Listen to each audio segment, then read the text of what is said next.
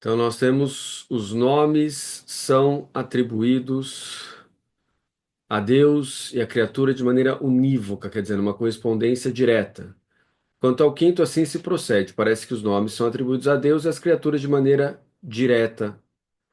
Com efeito, então Tomás vai dizer: não atribui-se os nomes de Deus dessa maneira. Com efeito, o nome equívoco se reduz a um nome unívoco, como o múltiplo se reduz ao uno.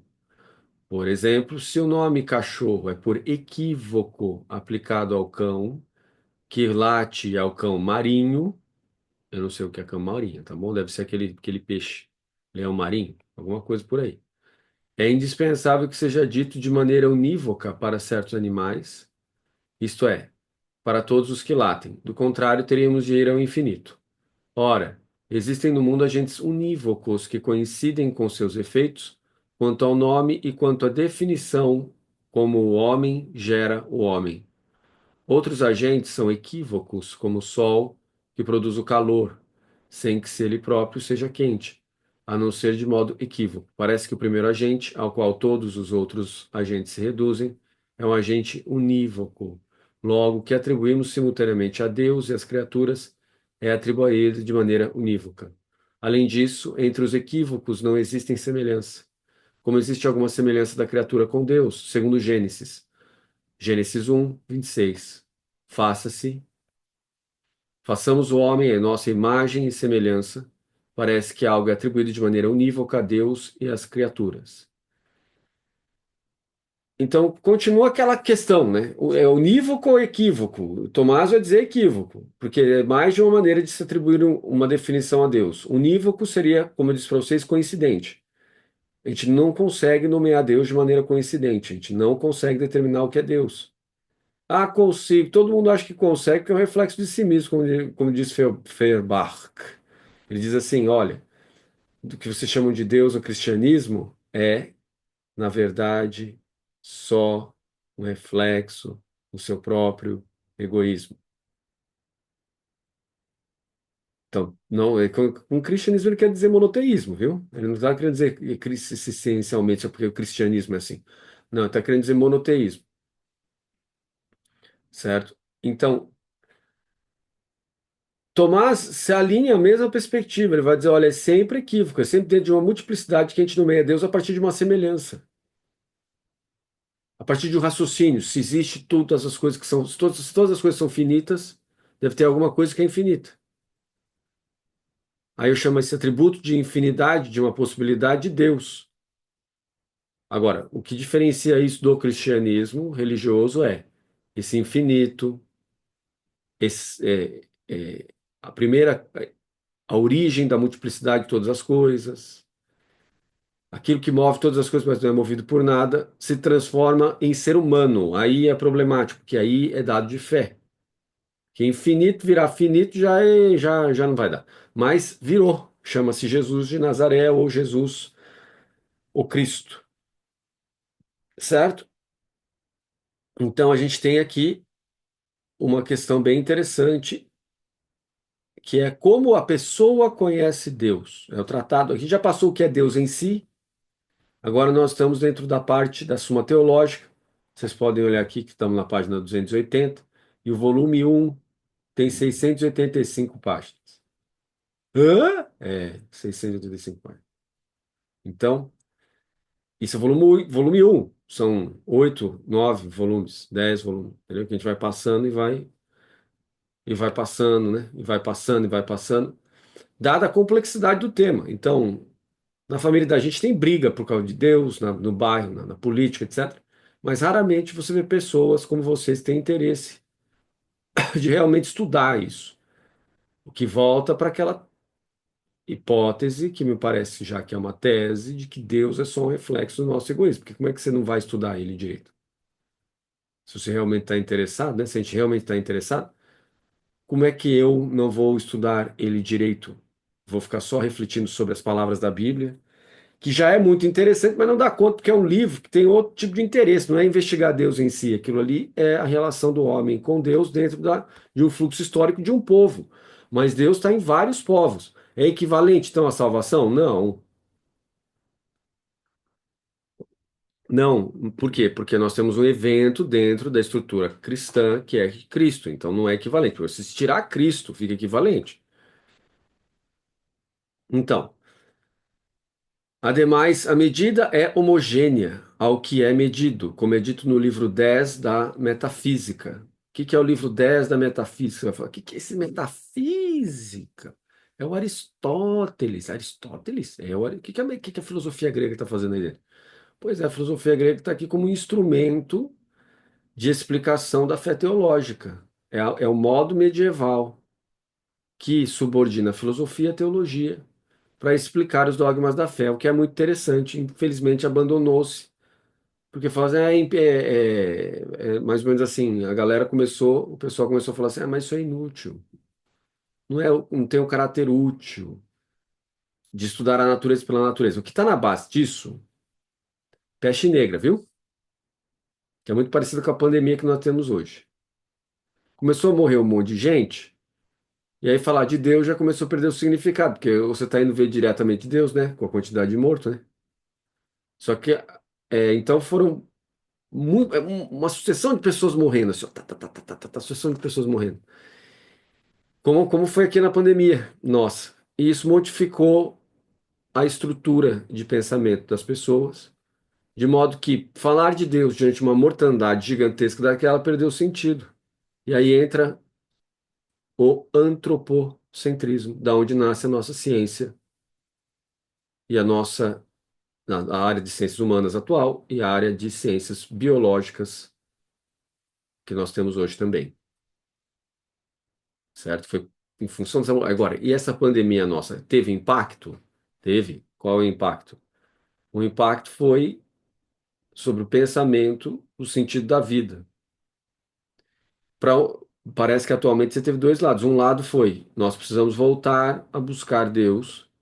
Nós temos outro lado que diz assim, vamos encrudescer ainda mais a nossa busca por bens materiais. Esse encrudecimento de bens materiais é o que nós estamos assistindo com as nações em guerra atualmente, né? Entra em guerra em função dessa visão, né? De modo geral, essa visão de vamos ser mais materialista ainda. E nós temos uma outra corrente que há um renascimento da religiosidade que busca por algo que transcende só o material, certo? Então, é, logo Deus é a medida primordial de todos os entes, como se afirma no mesmo texto. Então, nós temos metafísica, no livro 10 da metafísica, nós temos aquilo que é o central da metafísica sendo retomado, que é Deus como motor de todas as coisas. O que é isso? Seria assim, ó, na visão filosófica, Deus não é personificado. E Tomás de Aquino fala, Tomás de Aquino não. Aristóteles fala assim: o que causa aquela pessoa? O que causa a outra pessoa? O que causa aquilo? O que causa isso? Então começa a regressão ao infinito, porque isso aqui é causado por isso. Isso é causado por aquilo. Aquilo é causado por aquele outro. Aquele outro é causado por aquele outro. Aí vai. E aí Aristóteles fala assim: parou, vamos fixar. Existe algo que move todas as coisas, não é movido por nada. Certo? Isso é Theos. Isso é o divino. Aí alguém vai dizer, não, mas isso é só uma construção, então. É só uma construção. Acontece que Tomás de Aquino, e antes dele, Boécio, e antes dele, Agostinho, e antes dele, a patrística, a tradição originária da Igreja Católica, que é só esses livrinhos verdes que estão aqui, muito mais do que isso aqui, né? Tá bom? Esse livrinho aqui. Ó. Coloca a ideia de que esse Deus aristotélico, que é uma proposição lógica, retórica, na verdade, é pessoa, fala, é inteligente, cria todas as coisas. Porque daí você tem a influência do pensamento grego combinando-se com o pensamento monoteísta hebreu. Combinou os dois. Um só motor, um só Deus. Combina. Tchum. Até aí, Os judeus, que são a parte religiosa dos hebreus, já tinha meio que chegado já, viu? Por volta ali do século II, a dinastia Ptolomaica que chegou lá em Israel, já tinha tido contato com Aristóteles e tal. Então, na época que Jesus aparece, já tem contato com Platão, com Aristóteles, com Plotino, já tem contato com os pré-socráticos. Já são 200 anos de cultura grega quando Jesus aparece. Jesus aparece como a personificação de Deus, como ser humano. Desde o começo? Não. Demorou 300 anos, pelo menos, para conseguir chegar na conclusão. Jesus é verdadeiro Deus, verdadeiro homem. Então não foi fácil essa transição aí. Porque no começo você tem divisão. O pessoal pensa, não, ele é o profeta. Não, ele é Deus. Não, não pode ser, porque é infinito. Como é que vai virar finito? A pessoa, não, mas é Deus, porque Deus pode tudo. Aí a pessoa, não, mas Deus poder tudo pode, mas, mas seria conveniente isso? E daí começa. Pá, pá, pá, pá, pá, pá, pá. Vocês sabiam disso? Que demorou 300 anos para Jesus ser considerado verdadeiro Deus e verdadeiro homem? Não sabia. Agora você está sabendo. E essa é a função de estudar teologia. Você entende Deus dentro da historicidade humana e Deus para fora da historicidade humana, né? Então, aqui, ó, metafísica é isso. Então, portanto, esse primeiro motor que gerou todas as coisas em Jesus de Nazaré é ser humano. Se tornou ser humano. Mas sem deixar de ser Deus. Por quê? Vocês vão ver comigo no Tratado de Cristo, alguns já viram, né, que é o último tratado que Tomás de Aquino escreveu. Ele começou a escrever o tratado sobre o sacramento e faleceu. Salvo engano com a minha idade. Eu não me lembro muito bem qual a idade dele, mas acho que é 47 que ele morreu, não me lembro, né? Então, muito novo. Então, deixou incompleto o tratado, o Suma Teológica, compêndio de teologia, deixou tudo incompleto. Porque ele estava esperando que ele fosse viver mais, mas aí não deu. E eu estive no quarto onde Tomás de Aquino faleceu, a Nayara também, o Yoshi também, a Patrícia também. A gente foi levado a cometer um acidente no meio do caminho, de parar no lugar, era exatamente onde o cara tinha morrido, Fernanda. Exatamente onde o nosso teólogo tinha morrido. Aquilo ali foi impactante para mim. Eu acho que para a Patrícia o impactante foram os gatos. Ela ficava atrás de gato o dia inteiro. Tinha 30 milhões de gatos lá, ela ficava atrás de gato. Eu ia atrás, ela ficava, cadê a Patrícia? Até se perdeu lá dentro, atrás de gato. Nossa senhora, gatinho para todo lado, ficava correndo atrás de bilhões de gatos que tinham lá. Ora, Deus é a medida primordial de todos os entes, como se afirma no mesmo texto. Logo, Deus é homogêneo. Ó, Deus é a medida primordial de todos os entes, como se afirma no mesmo texto. Logo, Deus é homogêneo às criaturas. E assim algo é atribuído de maneira unívoca a Deus e às criaturas. Tá, se for como medida primordial, sim. O que que vai acontecer? Em sentido contrário, olha lá, Tomás de Aquino vai falar assim: mas não é, né? O que se atribui a diversos sujeitos, sob o mesmo nome, não porém segundo a mesma razão, lhes é atribuído de maneira equívoca. Portanto, a gente hoje usa o termo equívoco de uma maneira muito diferente daquela que Tomás está usando. A gente usa equívoco no sentido de erro, e Tomás está dizendo é o sentido correto. É isso mesmo. Você está falando assim, cara, o que que nós estamos falando? Em Deus, equívoco. Ou seja, o ser humano sempre erra quando tenta nomear Deus. Ó, a questão inicial é aqui, ó. Os nomes são atribuídos a Deus e às criaturas de maneira unívoca. As criaturas até pode ser, mas a Deus você sempre erra quando você tenta atribuir um nome a ele, porque você está tentando definir a essência dele, não vai dar. É uma questão lógica, de novo. Uma questão de noção lógica. Se eu dependo de causas e condições, e tudo que eu nomeio e tudo que eu conheço depende de causas e condições, e Deus não depende de nenhuma causa nem de condição, como é que eu, que estou dentro das causas e condições, vou nomear alguma coisa que está completamente fora, extrapola qualquer coisa que eu conheço? Vai errar. Olha lá como faz sentido o que o Tomás está dizendo. Certo? Então, ora, nenhum nome convém a Deus segundo a razão com a qual é atribuída à criatura. Porque a sabedoria, por exemplo, nas criaturas é uma qualidade e não em Deus. Olha lá. Por que não em Deus? Porque Deus, qualidade, essência, existência e ser, tudo é coincidente em Deus, hein? E na gente não. A gente tem separação. Deus é ato puro, quer dizer, Deus não tem esse negócio de possibilidade de ação.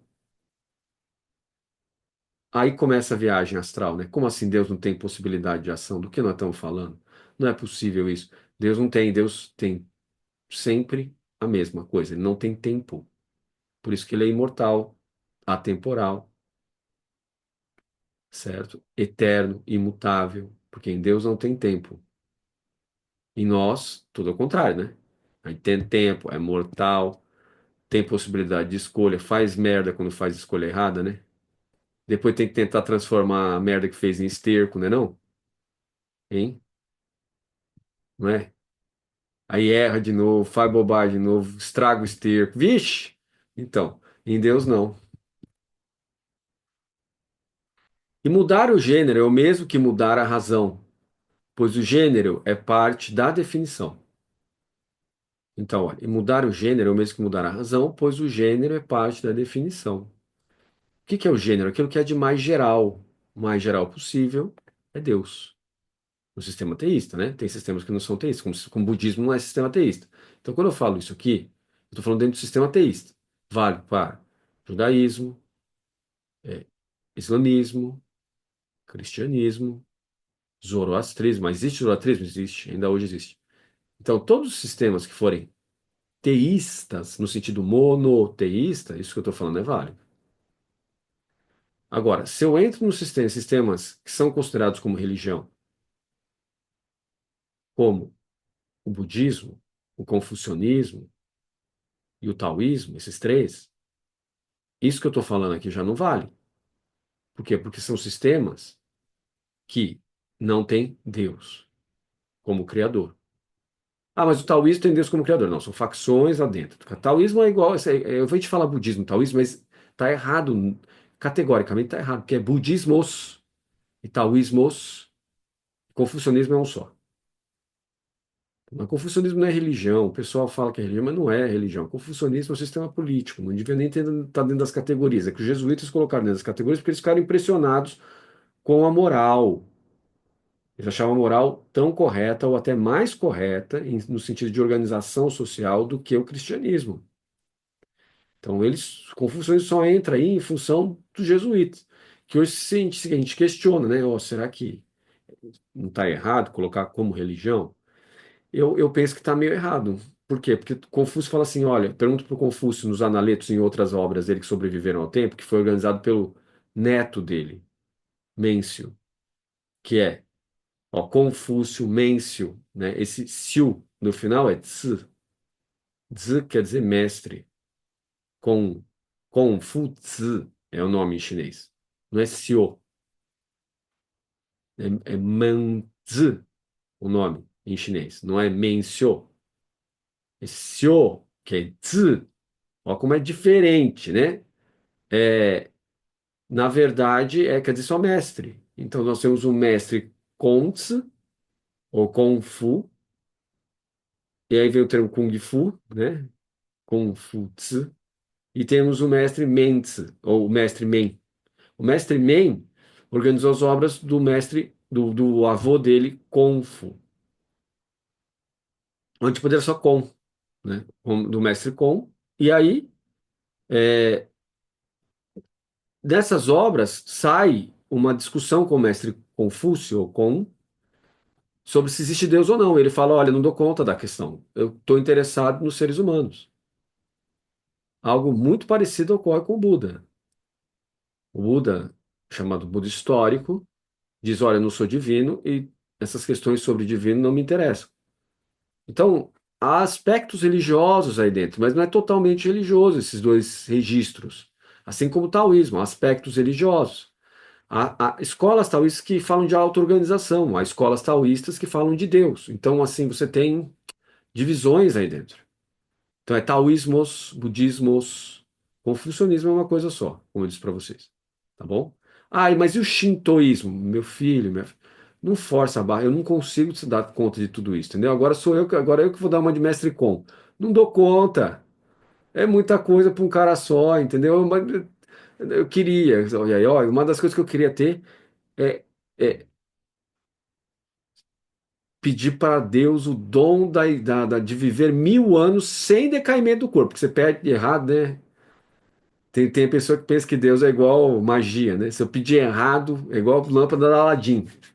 Ele sai, né? Se eu pedir errado, eu me lasquei, entendeu? Quer viver 1000 anos, não dá as condições. Aí você se lasca, né? Vive 1000 anos que nem uma mecha sequinha, né? Paradinho, não adianta nada, né? Então, né? Deus não pensa, né? Imagina, né? Então, assim, essa é a concepção da magia, né? A magia é Deus robô. O que você pede, ele te dá. Te dá exatamente o que você pede, ele não pensa. Não é o conceito cristão, não é o conceito muçulmano, não é o conceito judaico de Deus. Deus pensa. Então, se você pedir, ele já te acerta a situação, entendeu? Para você não sofrer essas coisas assim. Agora,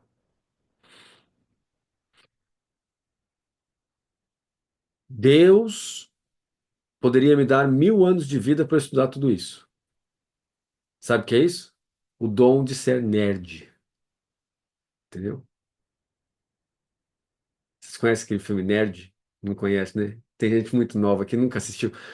Como alguém não sabe o que é nerd? É aquele momento que eu me sinto com 1000 anos de idade sem nem chegar lá. Como? Nossa! Tá bom, estudioso. É um menino que só sabe estudar o dia inteiro. Como é que é o nome daquele? Daqui a pouco fica velho também. Aquele seriado que tem um Shelton, isso, o maluco lá que é. Isso, esse aí. É o Shelton da vida, entendeu? É o cara que quer ser. Sheldon Só... D. Ah? Ah? Sheldon Como? D. Hein? É Sheldon com D, não Shelton. Ah, é Sheldon. Ah. Você vê como eu assisti, né? Você vê como o cara assistiu esse negócio, né? Que no momento que o cara todo descobre que eu tô pegando informação do Wikipedia do Rádio Peão, assim, né? Rádio Peão. Eu não assisti, não, isso aí, nem tive paciência. Acho que assisti um capítulo e falei, nunca mais vou ver isso aí na minha vida. Nunca mais vi mesmo. Então,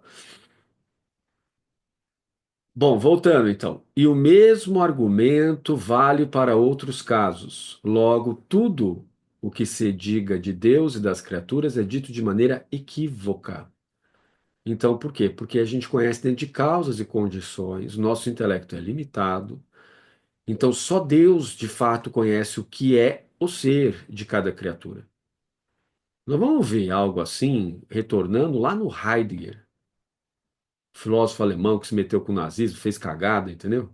Bobagem uma atrás da outra. Mircea Eliade, outro também, que se mete com extrema direita, se lasca inteiro. Aí depois nós temos outros filósofos também que vão com extrema esquerda, se lasca inteiro também. Você vai se lascando para tudo quanto é lado, e aí depois vão transmitindo as lasquituras dele para os outros, aí vai lá. É bom, né? Porque dá emprego pra gente, assim, igual eu. Que aí você passa a vida falando das lasqueturas dos outros. Você fez bobagem, aí você fica falando das bobagens que os outros fazem, né? É sempre assim, né? É profissão fofoqueiro. Sabia não? É, profissão fofoqueiro. Todo pesquisador é meio fofoqueiro, já pensaram nisso, não? Vai ficar 10 milhões de anos no purgatório depois. É das fofocas que fica fazendo. Ademais, Deus está mais distante das criaturas do que estas podem estar uma das outras, né? Então, está mais distante porque em termos de essência, não em termos de presença. Deus está mais distante das criaturas do que elas podem estar umas das outras. Por quê? Porque Deus é eterno, imutável, ato, essência, forma e a gente não. A gente é composto. E a gente, eu quero dizer, todas as criaturas, desde os bichinhos celulares até dos bichos pedra, tudo é totalmente distinto de Deus. Por quê? Embora tenha em si algo de Deus, o que permite que eles conheçam algo de Deus, que a gente conheça algo de Deus, mas em termos essenciais, etc., está muito longe de Deus. A gente não consegue chegar lá. Pegaram a ideia? Por quê? Porque não é composto. Deus é simples. Né? Então, quando você vê na propaganda por aí, agora lá vem as piadas ruins do professor. Quando você vê aquelas propagandas assim, super simples, não é super simples, porque é super composto, entendeu? Ai, que piada mais porcaria. Então, tá bom, ninguém nem conseguiu entender. Olha lá. Não dá nem para entender. Você tem que fazer mais conexão, professor. Que piada mais porcaria dessa daí? Tem que fazer várias conexão para ter alguma reação. Senão a gente fica olhando para você com aquela cara do tipo, do que você está falando? Pois é. Super simples, aquela coisa do poupa-tempo. Eu acho que é poupa-tempo, não tenho muita certeza, mas eu acho que é. Não é poupa-tempo também, não? Super simples. Não, é Receita Federal, é mesmo. Receita Federal, super simples. Isso, Receita Federal para pegar a tributação, não é? Eu acho que é, não lembro também. Alguma coisa assim. É porque tem um nome super simples, entendeu que eu tô querendo fazer a piada? Bom, deixa pra lá. Ora, por causa da distância O entre simples é certas receita. criaturas. Hã? O simples é aquela coisa de que você tira, não é uma coisa que você tira na Receita Federal, um simples? Eu acho que é, não sei muito bem. Deve ser, eu acho que é, né? Tem um regime de empresa que é simples, né?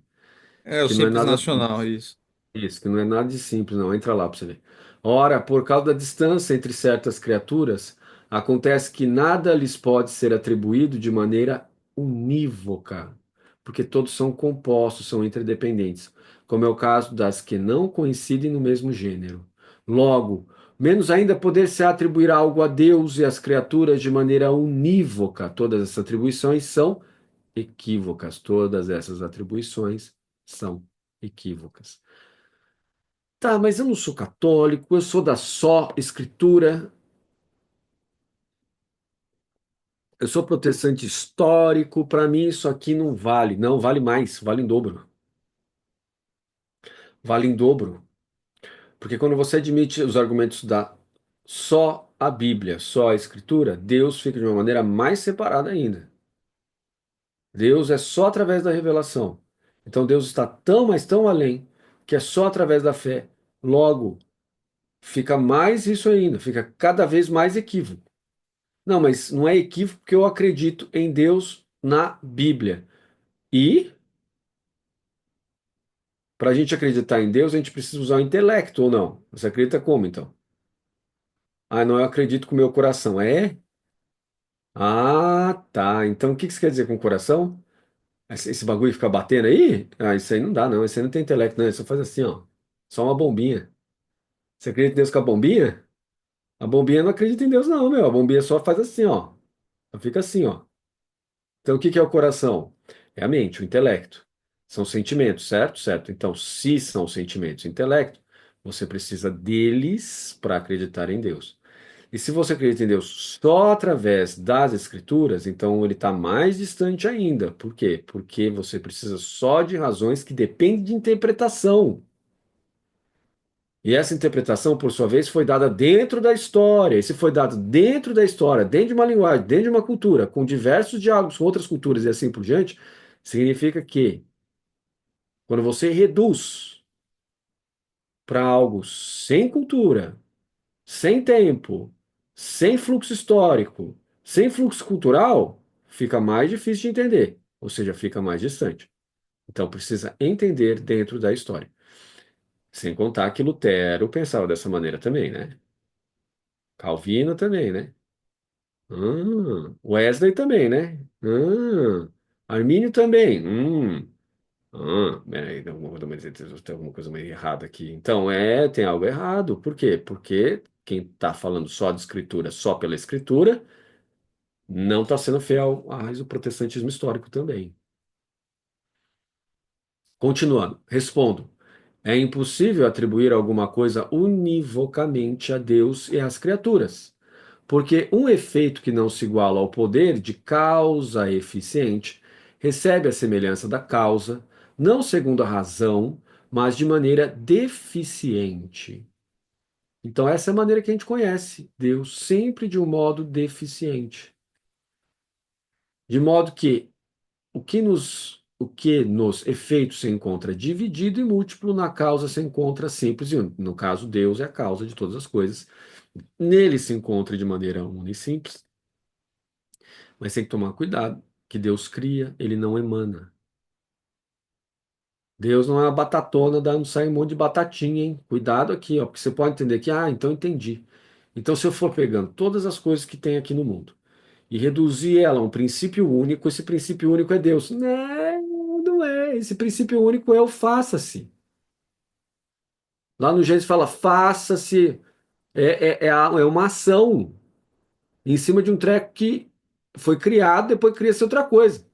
Não é Deus. Se você pegar toda a multiplicidade e reduzir num princípio único, continua não sendo Deus. Deus está para fora, porque ele criou esse princípio único. Ok. O Sol, por exemplo, sendo uma só energia, produz formas variadas e múltiplas nas esferas inferiores. Sabe o que é isso aqui? Terra plana. Tomara de quem acreditava em terra plana, meu Deus, eu estou escutando o raciocínio de um cara que acreditava em terra plana. Você tem a dó de Tomás de Aquino, viu, criatura? O cara está no século XIII. Quero ver você escrever igual ele. Fica tirando onda com Tomazinho, rapá. Tomazinho, criatura, também chamado de boi mudo. Tinha uma tendência a comer frango com batata que era inacreditável. E você fica com essas coisas com Tomazinho? Faz assim não com ele, não. O Sol, por exemplo, sendo uma só energia, produz formas variadas em múltiplas esferas inferiores. Então você tinha a Terra plana aqui, várias esferas que cobriam o céu e o Sol estava aqui em cima. Então ele vai iluminando tudo. E acima do Sol tinha o quê? Anjo. Que é Terra plana, né? Essa estrutura assim, ó, mono, com camadas, camadas, camadas, camadas, camadas, depois anjo.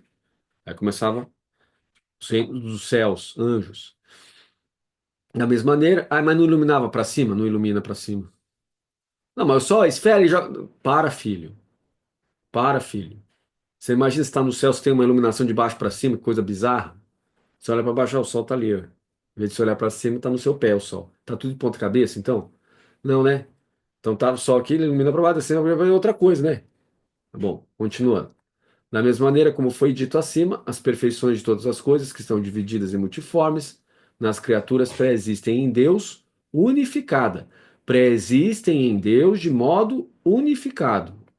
Assim, quando o nome de alguma perfeição é dito de uma criatura, significa essa perfeição como distinta por definição das outras.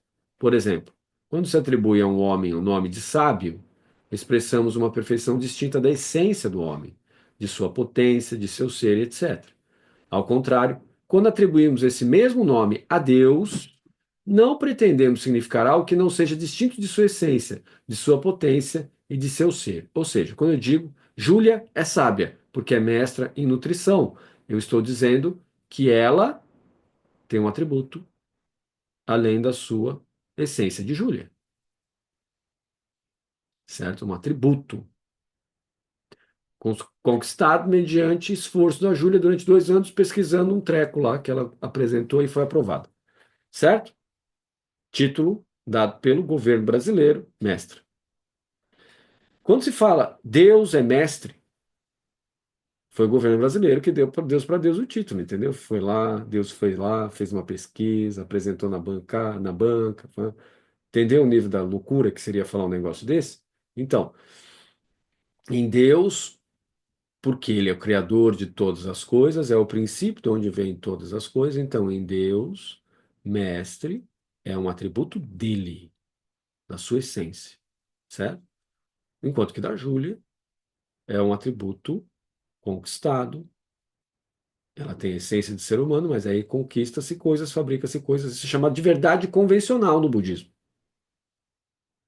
A verdade última, no budismo indiano, nas escolas do budismo indiano, seria a possibilidade de interdependência da Júlia com as coisas.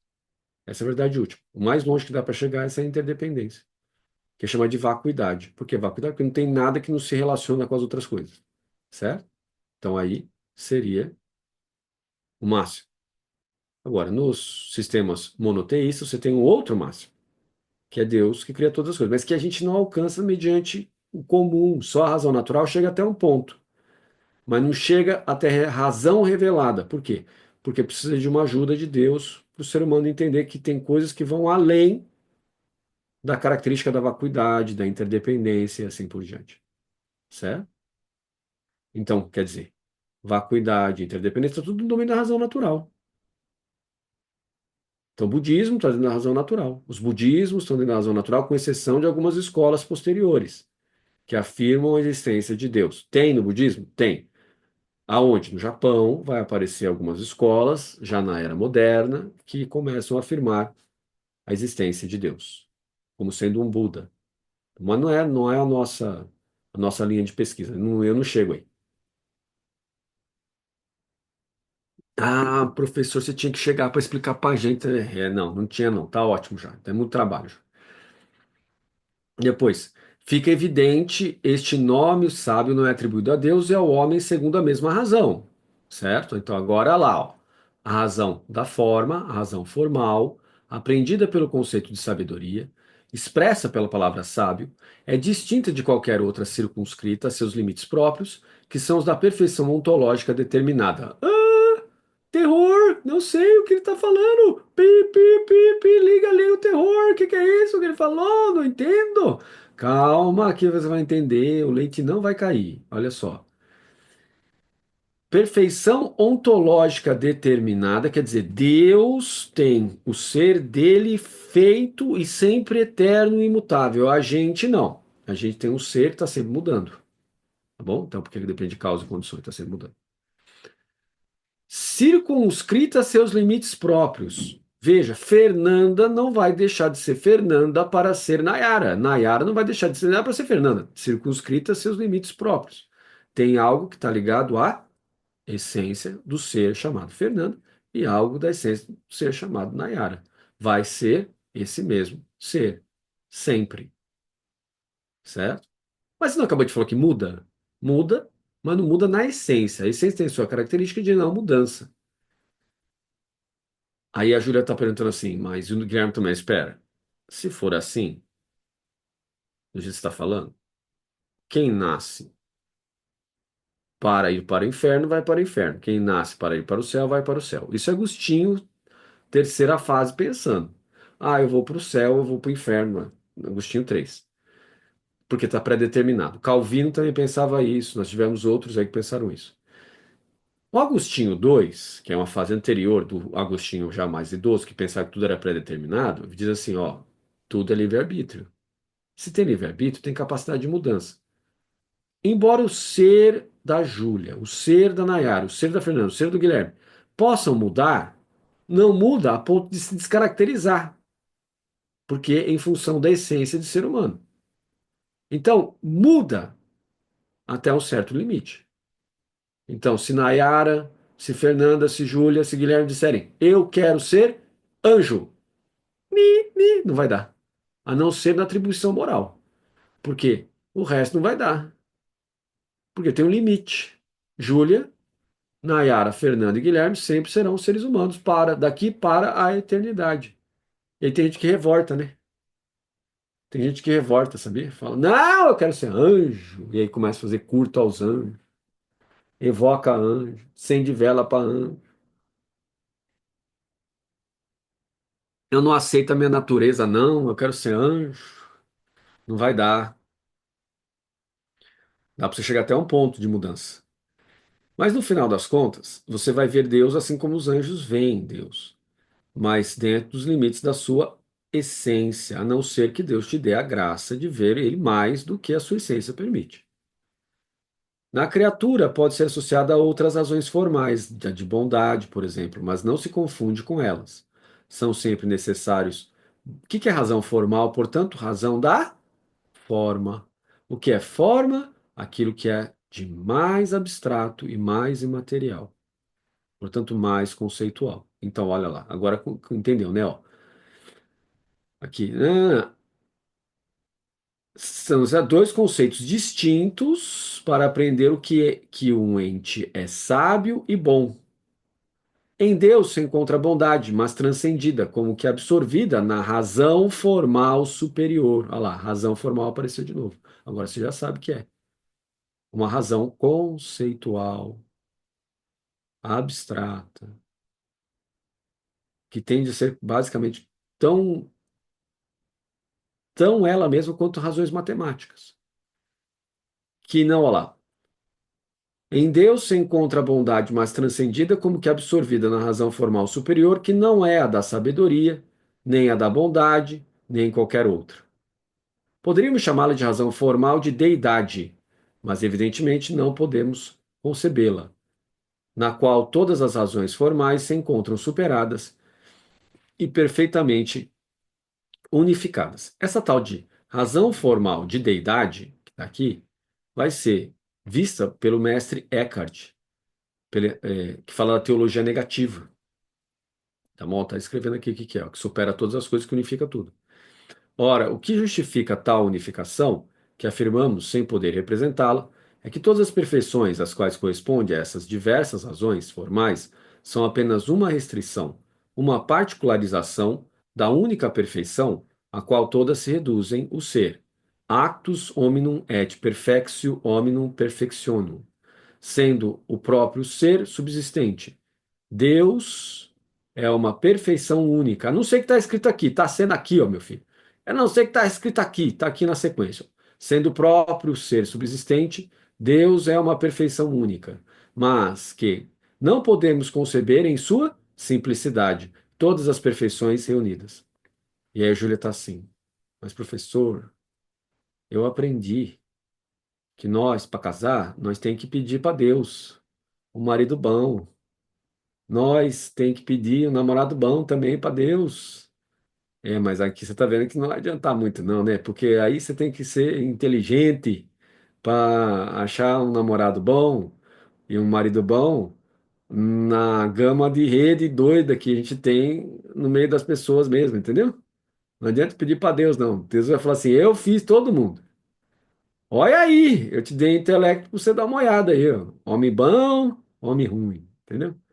O problema é que a gente tem sempre que aperfeiçoar o nosso intelecto, de modo que o nosso intelecto afete os nossos desejos.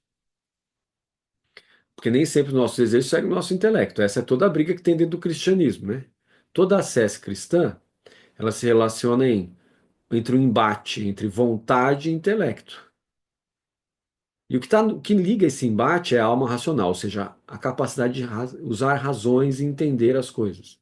Esse embate está aqui o tempo todo, entre desejo e intelecto, certo? E a santidade é quando há uma unidade entre esses dois destinada a Deus. Então existe uma não santidade, que é uma unidade não destinada a Deus, destinada às coisas que são imperfeitas, passageiras, transitórias e assim por diante. Certo? Aí a gente tá falando assim, o que tem a ver com o namorado isso, rapaz? Tu fica falando essas coisas só porque sim. O que é essa parada aí, meu irmão? Essa parada aqui é a seguinte, olha. Significa que precisa observar pelo lado das virtudes e tendências naturais para a pessoa conseguir. Tá vendo? Deus está até falando assim, ó. Para de falar um pouquinho que você está falando asneira. Pip, parou minha voz, tá vendo? Fica dando dica para menino o quê, rapá? Como se fosse a sabedoria em pessoa. Uma bobagem. Até parou minha voz.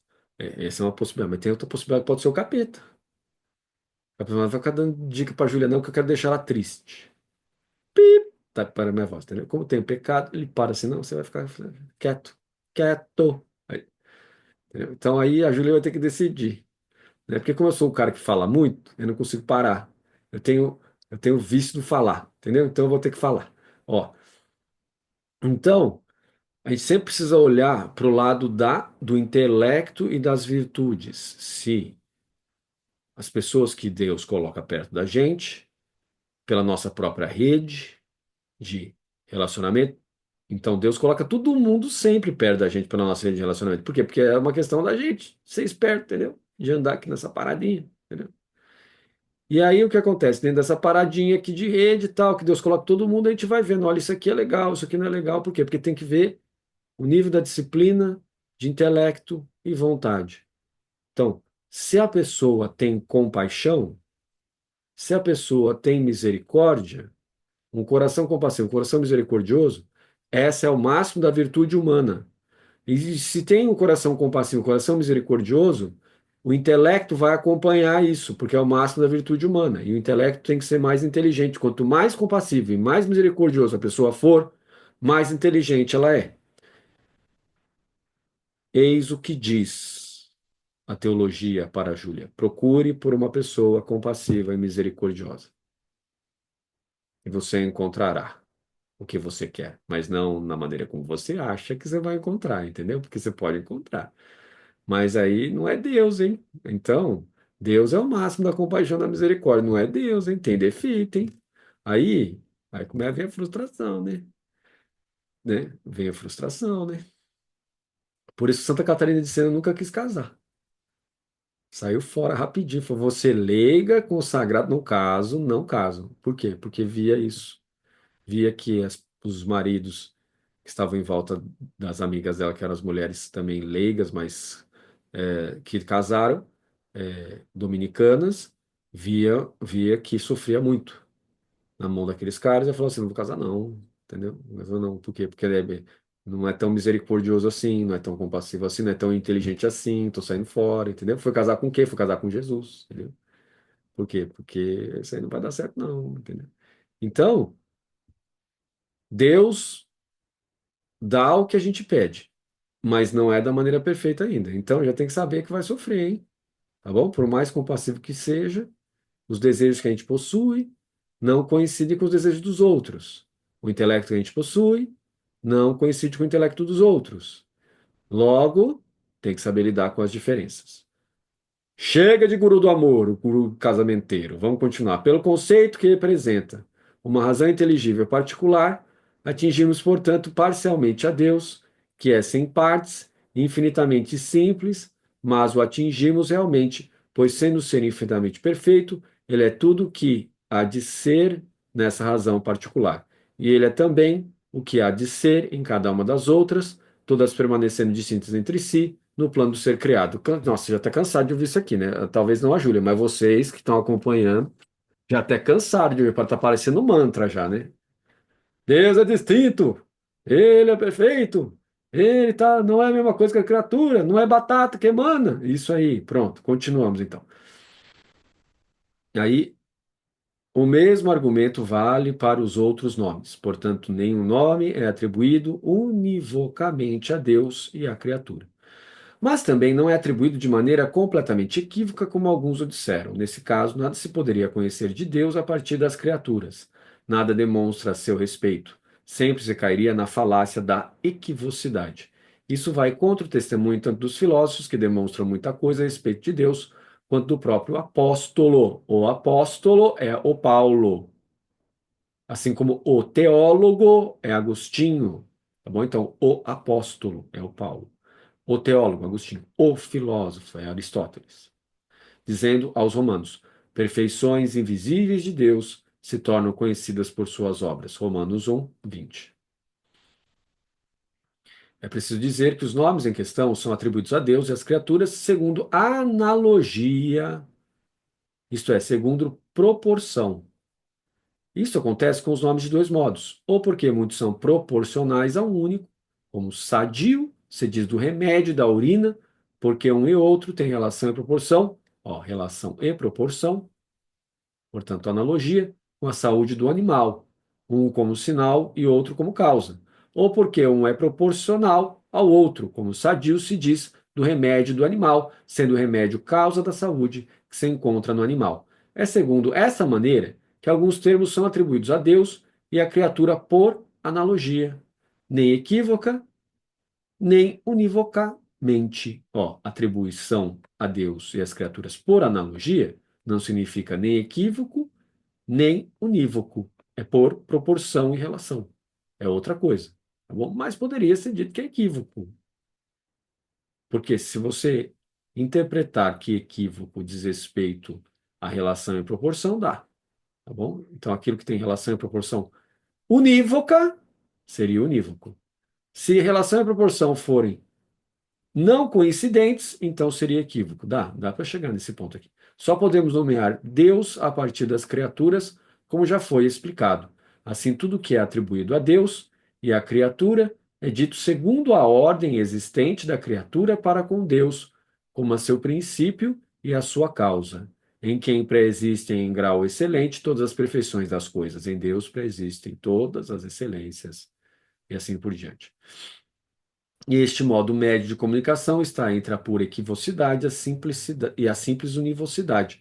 Nos nomes ditos por analogia, não há nem unidade da razão, como nos nomes unívocos, nem total diversidade das razões, como nos nomes equívocos. Mas o nome, que é assim tomado em vários sentidos, significa proporções diversas a algo uno, como, por exemplo, sadio, dito da urina, significa um sinal de saúde do animal, dito do remédio significa uma causa da mesma saúde. Ó, cuidado que ele não está dando esse exemplo de sadio porque ele tirou da cartola, assim, do ar. A palavra sadio é soter, que vem de soteriologia. Ele está fazendo um paralelo aqui com a salvação, viu? Ele está falando do nome de Jesus e está falando da salvação aqui. Tem que ficar atento em relação a isso aqui, tá bom? Então, aí você fala assim, não, mas explica melhor isso. No Tratado de Cristo a gente explica melhor isso. Tá bom? Então, deixa eu ver aqui rapidinho. Vamos lá para a gente terminar isso aqui. Quanto ao primeiro, portanto, deve-se dizer que, embora nas atribuições os nomes equívocos se reduzem aos unívocos, contudo, na ordem das ações, o agente não unívoco precede necessariamente o agente unívoco, em função da multiplicidade. Porque o agente não unívoco, ou seja, múltiplo, né? O equívoco é uma causa universal de toda espécie, certo? Júlia e Guilherme vieram de pai e mãe. Pai e mãe são agentes equívocos, porque são múltiplos, certo? É isso que ele está dizendo. Como o Sol é a causa da geração de todos os homens. O agente unívoco não é a causa eficiente universal de toda a espécie, senão seria a causa de si próprio, pois faz parte da espécie. Viu? Aqui ele está falando, olha, o agente unívoco, que seria Deus, não é causa eficiente universal de toda a espécie, porque senão seria emanação. Deus não é emanação, ele cria. Mas é causa particular daquele indivíduo ao qual dá a participação na espécie. A causa universal, portanto, de toda uma espécie não é um agente unívoco, porque tem que ter várias características. Tendo várias características é equívoco, certo? Assim, a causa universal precede a causa particular, claro, né? Porque aquilo que é um é aquilo que gera o dois, que gera o três. Um mais um igual a dois. Dois mais um igual a três, entendeu? Aí vai embora. Então, esse agente universal, porém, ainda que não seja unívoco, não é por isso totalmente equívoco, pois se o fosse, não produziria um efeito semelhante a ele. Pode ser chamado semelhante a ele, ó, se fosse, né, semelhante a ele. Semelhante não é igual, não é idêntico, né? Por isso que a Santíssima Trindade, Pai, Filho e Espírito Santo é o mesmo Deus, porque eles são agentes unívocos, né? Então, o Pai é unívoco em relação ao Filho e ao Espírito. Por quê? Mesma coisa, igual. Então tudo seria Deus, igual a Deus. E a gente morre, então a gente não pode ser Deus, né? Tá bom? Pegaram a ideia bem simplesinha aí? Pode ser chamado agente análogo. Assim, nas atribuições, todos os termos unívocos se reduzem a um termo primeiro, primeiro que não é unívoco, mas análogo e que é o ente. Isso aqui a gente vai ver na próxima aula. Nayara, você me fala? Você me lembra? Senão não vai dar tempo. Então, nós temos aqui, quanto ao segundo, deve-se dizer que a semelhança entre a criatura e Deus é imperfeita, porque, mesmo segundo o gênero, não há identidade entre eles, como foi explicado. Já falamos sobre isso. Quanto ao terceiro, deve-se dizer que Deus não é uma medida proporcionada ao que ele mede. Hum, muito doido, né? Esse raciocínio aqui, né? Por consequente, não é preciso que Deus e as criaturas estejam compreendidos em um mesmo gênero, né? Porque gênero é medida. E Deus não tem medida nenhuma, né? Então, tá aqui, ó. O que se afirma em sentido contrário, porque não dá para medir Deus, né? Por isso não tem medida nenhuma. O que se afirma em sentido contrário prova que os nomes em questão não são atribuídos a Deus e às criaturas de maneira unívoca, tampouco que o sejam de maneira equívoca. Só uma pergunta. Deus não pode ser medido por nada, porque Deus é a medida de todas as coisas. Mas se Deus quiser ser medido, ele poderia ser medido?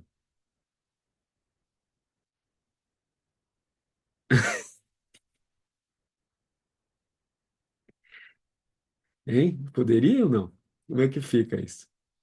Se ele quiser ser medido pela Nayara, ele será medido pela Nayara? Contradizendo a sua própria essência? Em Deus não há contradição. Em Deus não há contradição. Certo? Deus não tem contradição. Então, Deus é capaz de criar uma pedra? É. Ele é capaz de criar uma pedra tão, mas tão pesada que ele não é capaz de levantá-la? Impossível por várias maneiras. Uma delas é contradição em relação a si mesmo. Ou seja, Deus não é contraditório em relação a si mesmo. Certo? Então, vamos depois ver se aqui a gente unívoco é aquele que produz o efeito, tá bom? Mas é meio repetição daquilo que eu expliquei para vocês. Então, nós paramos aqui, nós iniciamos a próxima aula nossa, que é amanhã, a partir do artigo 5, vendo o agente unívoco. Daí passamos para o artigo 6. Esses nomes são atribuídos por primeira criatura e não a Deus? Por que que ele está perguntando isso? Nós vamos investigar isso amanhã, tá bom? Então, vamos tirar uma foto. Foto de carnaval, estudando Suma Teológica, esse povo que vai morar no céu. Vai morar com Jesus lá no céu. Pronto. Vai? Foi? Beleza, então. Valeu. Até amanhã. Tchau.